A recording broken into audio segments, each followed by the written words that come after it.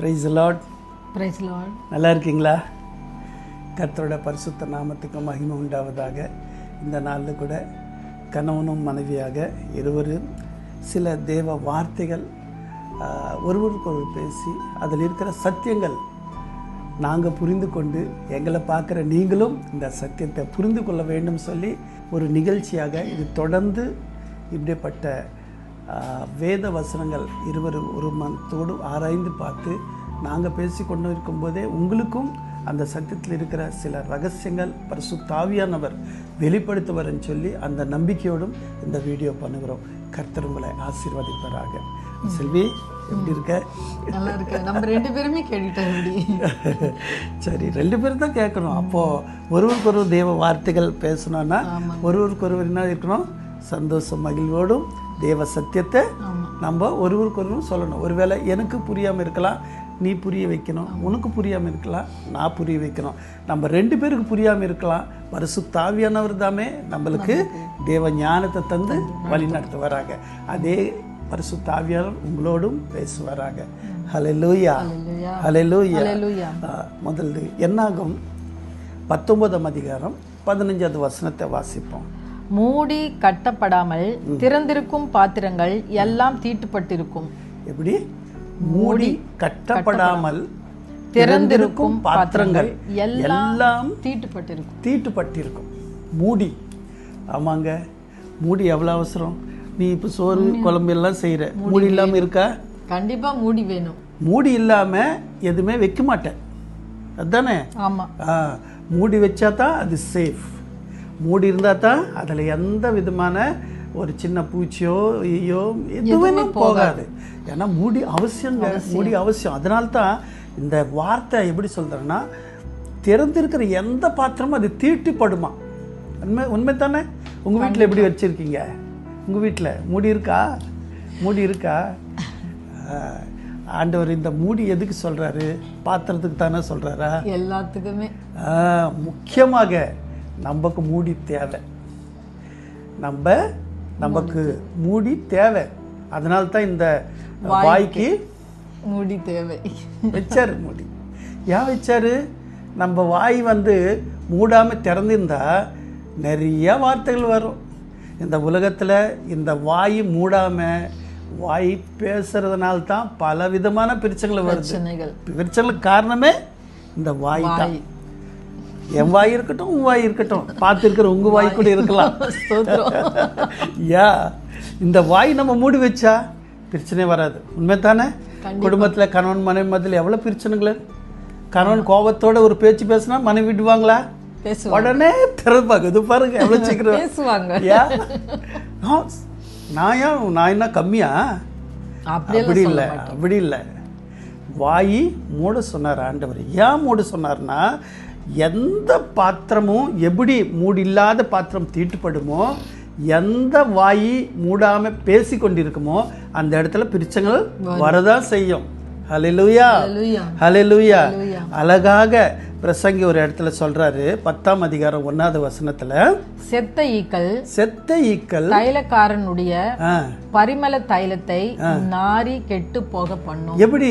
செத்த ஈக்கள் பரிமள தைலம், எவ்வளோ அந்த சுவாசனை, நல்ல வாசனை இருக்கிற அந்த தைலத்தை கெட்டு போகிறது எது? ஒரு ஈ அதில் விழுந்து செத்துருச்சுன்னா அதோட நாத்தம் அதில் அந்த நல்ல பரிமளத்தெல்லாம் கெட்டு போக செஞ்சிடும். அதே மாதிரி தான் நம்ம வாய் ஸ்தோத்திரம், ஹல்லேலூயா, அந்நிய பாஷை பேசுறது, தேவ சத்தியத்தை சொல்கிறது, தேவ வார்த்தைகள் நம்ம பிரசங்கிக்கிறது எல்லாமே ஒரு பங்கு, ஓகே.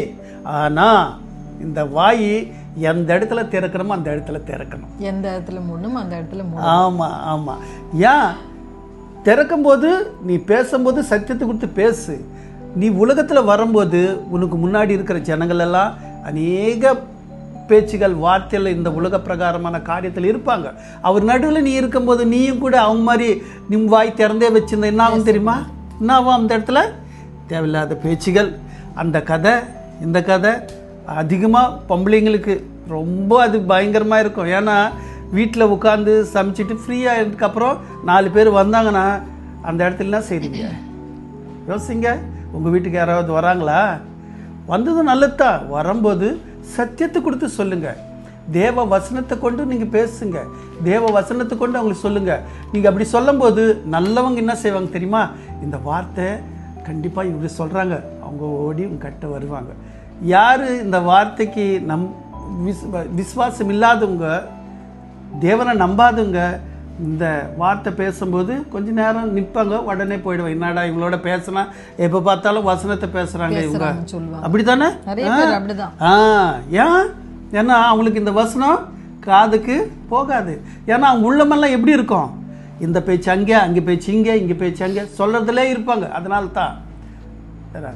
அதே மாதிரி தான் நம்ம பரிசுத்த வாழ்க்கைக்கு ஆண்டவர் சொன்ன ஒரு நல்ல ஆலோசனை என்னன்னா, மூடி இருக்கிற பாத்திரம் தீட்டுப்படாது, மூடி இல்லாத பாத்திரம் தீட்டுப்படும். அப்படின்னா வாயை மூடி வச்சிருக்கணும். எந்த இடத்துல திறக்கிறோமோ அந்த இடத்துல. இப்போ பாத்திரத்தை செஞ்சிட்டோம், மூடி வச்சோம்.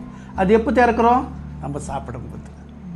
சாப்பிட்டதுக்கப்புறம் மறுபடியும் முடியும். அதே மாதிரி தான் நம்ம தேவ சத்தியத்தை சொல்லும்போது தேவ வார்த்தை கொடுத்து பேசு, தேவ வசனத்தை கொடுத்து சொல்லு, தேவ சத்தியத்தை கொடுத்து உன் கணவனோடும் உன் மனைவியோடும் பிள்ளைகளோடும் டிஸ்கஷன் பண்ணு, குடும்ப ஜெபம் பண்ணுங்க.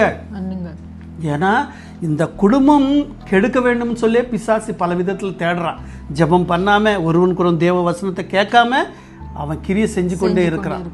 ஆகையால் நம்ம என்ன செய்யணும்? இது எல்லாத்துக்காக உன் வாய் திறக்கணும்.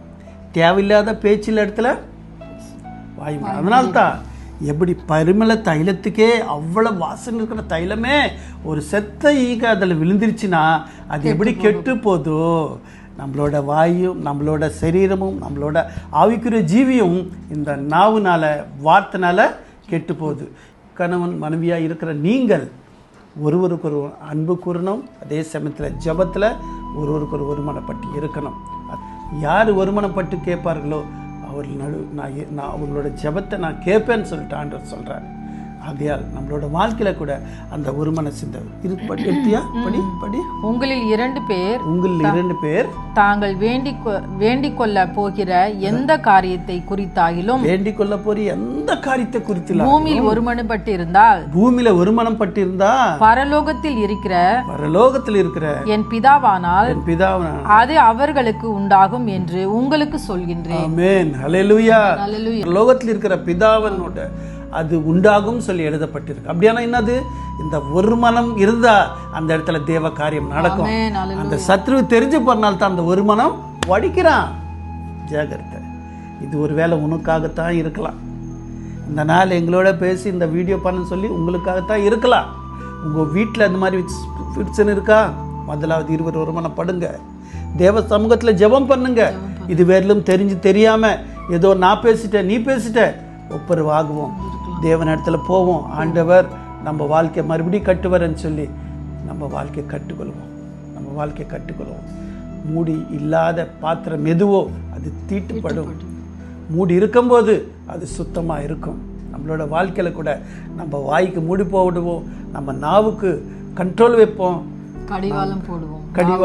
ஆமாம், நாவுக்கு கடிவாளம் போடுவோம். ஆமாம், கடிவாளம் போடுவோம். அப்படி நம்ம இருக்கும்போது நம்ம குடும்பம் ஒரு குட்டி பரலோகங்க, குட்டி பரலோகம். அந்த குட்டி பரலோகத்தில் இங்கேயே ஆண்டவர் பிராக்டிஸ் பண்ண வைக்கிறாரு. அந்த மகிமுள்ள அந்த தேசத்தில் அந்த பரலோகத்தில் நம்ம வாசம் பண்ணும்படி குடும்பத்தை ஒரு குட்டி பரலோகமாக மாற்றுவோம்.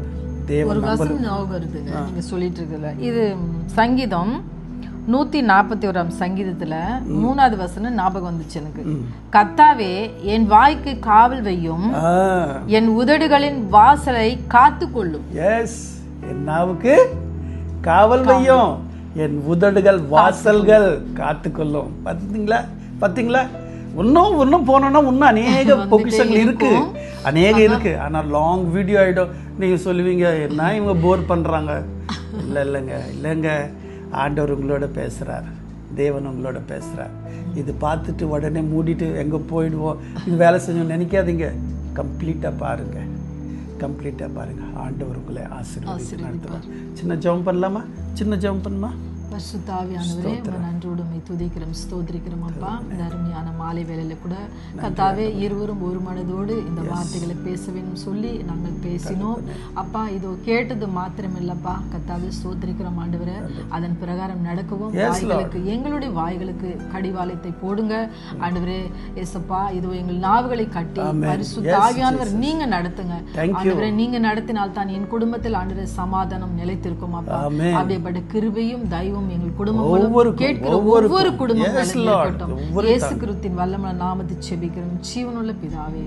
ஆமென். ஆமென். God bless you.